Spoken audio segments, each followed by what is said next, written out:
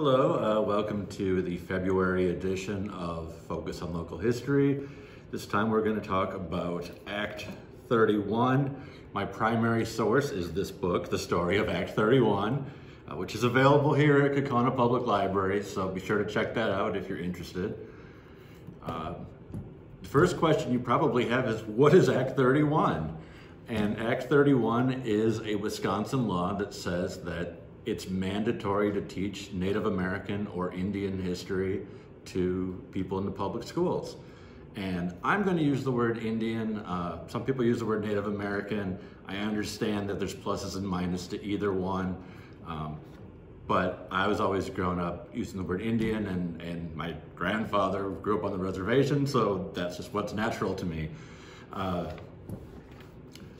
The story actually begins a long time ago. It begins way back in 1837 with the Treaty of St. Peter's, which I was not familiar with. And the Treaty of St. Peter's was between Wisconsin Territory and the Ojibwe tribe, and they basically signed away 27 million acres of land, which is a lot of land, with the agreement that even though the white people would move in, the natives could still hunt and fish.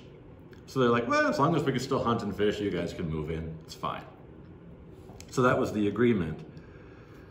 The natives then tried to kind of modify it a little bit. They said, you know, we do have some burial grounds. If you could not build on top of those burial grounds, that would be great. So there was some slight modification, and the government was okay with that. A couple years later, President Taylor comes in and he orders the removal of the Ojibways. He sort of just ignores the treaty entirely and says, you guys have to move, get out of here, go to Minnesota, you're gone. That was not popular locally, as you can imagine. And even the Wisconsin government actually sided with the natives on that and said, no, this is not okay. And so they ended up compromising, and the Ojibwe did not end up getting moved away, but they did get broken up and put onto smaller reservations, which, as far as I understand it, are more or less the same reservations they have today. So it's not really a win, but they didn't have to move, so it was a compromise. But the tribe ended up with only 2% of the land that they had 15 years earlier, so not much. In 1879, the Wisconsin Supreme Court said, yes, you have a federal treaty that we have to follow, but we have state laws, and the state laws regulate hunting and fishing. So yes, the federal treaty says you can hunt and fish here, but the state laws say you can't, so you can't. So the one thing that they did get to hang on to, the hunting and fishing, is now gone. The state basically said that's not okay.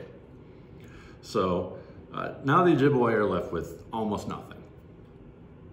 This continues on and goes to the courts for many years. And it finally reaches a point in the Wisconsin Supreme Court where they're like, well, when the president ordered the removal order, it basically canceled all the treaties. How that's legal, I don't know, but that was what the Supreme Court decided. They basically said null and void. So they were down to nothing. And we see this reflected in the way the public schools treated things. In 1949, the official state history book, if you learned Wisconsin state history in the 40s, 50s, 60s, you read out of this textbook. And the very first beginning chapter says, woodland Indians came, perhaps from Canada. You could read these stories in other books. This book is about the white people who came to our state. So they don't even hide the fact that they're not even going to mention the fact that the natives were ever a part of Wisconsin history, which, regardless of how you feel about that, it's kind of a big part of the story that you shouldn't ignore. So they're now written out of the history. People start talking about this and they say, well, maybe this isn't right, especially the natives. They feel that they're being brought up in the public schools, many of them, and they're not even learning their own history. One man, a Stockbridge, in 1961 filed a complaint. He goes, you know, we were learning stories about Daniel Boone and Davy Crockett and all these guys, but we don't learn about any of the Indian guides who helped them. We learn about Lewis and Clark, but we don't learn the fact that they had an Indian guide who showed them everything. We don't learn the fact that our state highways are built over the top of old Indian trails. Like, you can't ignore the contributions of Indians to Wisconsin. It's just not possible. Of course, it is possible because they did it, but you're leaving a big part of the history out if you do that. Finally, they found a way to try to start reversing things. In the early 80s, a group of Ojibwa Indians had a copy of the treaty in their pocket. They printed out a copy of the treaty, they put it in their pocket, and they purposely went fishing with the intent of getting caught by the DNR. They did get caught by the DNR, they got arrested. They said, hey, look, we got this treaty that says we can hunt and fish here. The DNR's like, that doesn't mean anything to me.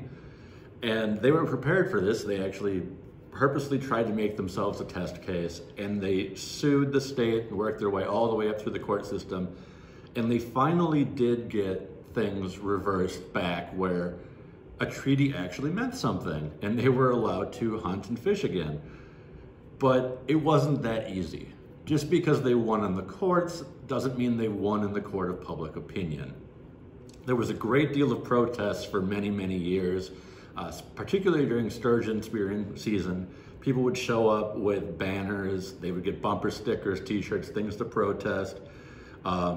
It got very violent at times. There are things that I cannot say on here because this is a library program, but they had bumper stickers actually encouraging the murder of pregnant Indian women, which is pretty bad. They put a bounty on the head of the tribe of the Ojibwe to the point where he had to have an FBI agent as his bodyguard full time. So this wasn't just some local fighting. This got pretty serious. A committee investigated, found the local racism to be significant and pervasive, which sounds about right. And they found that the speech wasn't just at these protests. They found examples in the local newspapers, in the schools, and even in churches. So I don't know how this comes up in church, but apparently it did. So people are quite angry.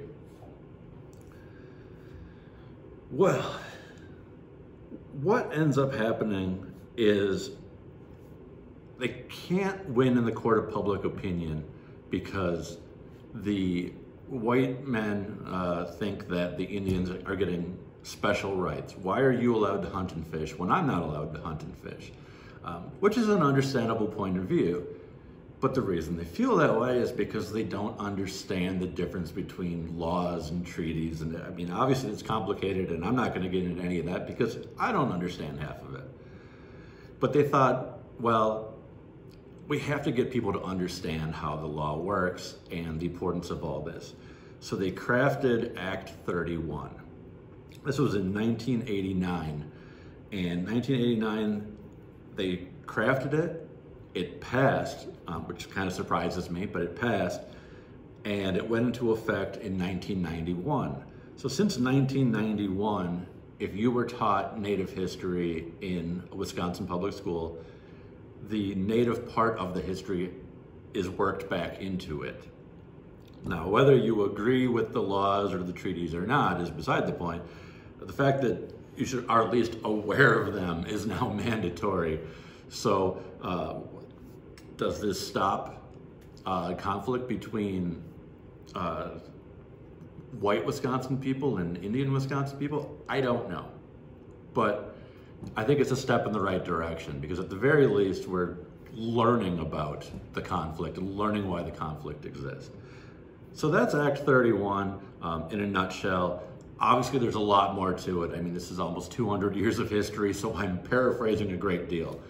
If you're interested in learning more about this, again, story of Act 31, it's fascinating. There's so much in here that I never learned about in school. And it's just amazing the way that the courts treated these issues because sometimes it just flies in the face of common sense, but it happened. So I urge you to read more about this.